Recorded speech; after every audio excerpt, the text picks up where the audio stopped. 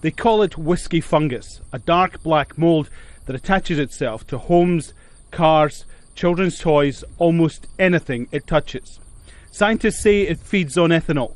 When whisky is produced, some of it evaporates into the wind, poetically called the angel share. That's the ethanol. But in Kentucky, it's leaving a devil of a mess. If you look up here at the gutters and see how badly stained they are. Mike Mills is an environmental scientist. He bought his house in Kentucky 10 years ago. Now he can't sell it. People would come and say, well, I really like your house, but I just don't want to deal with this problem. And so I know it's affecting the sale of houses and probably the values too. These houses in Frankfort, Kentucky sit around 2 kilometres from a whisky distillery. Locals have tried scrubbing, power washing, even chemicals. But the fungus keeps coming back. Now 5 whisky makers across the state face legal action to stop the ethanol emissions and pay for the cleanup. But for some, taking the action is a struggle.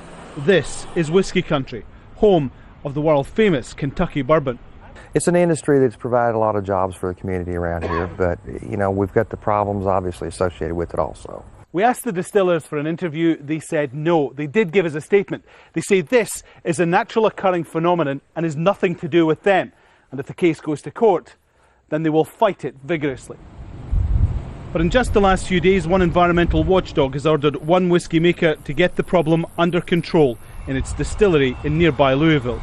We have traced this back to your warehouses, to the ethanol vapors coming from your warehouses, and under our regulations, you know, we have the power to come to you and say, you must, stop this from happening.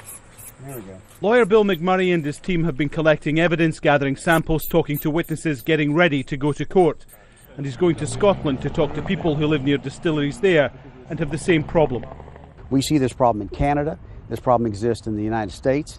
It exists in Europe, and I'm sure it exists in South America. Wherever they are aging a spirit, you're going to have this problem.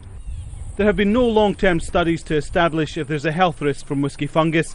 If the courts decide the drinks firms are to blame, a settlement could cost hundreds of millions of dollars in the US alone. A huge bill for an angel share. Alan Fisher, Al Jazeera, Frankfort, Kentucky.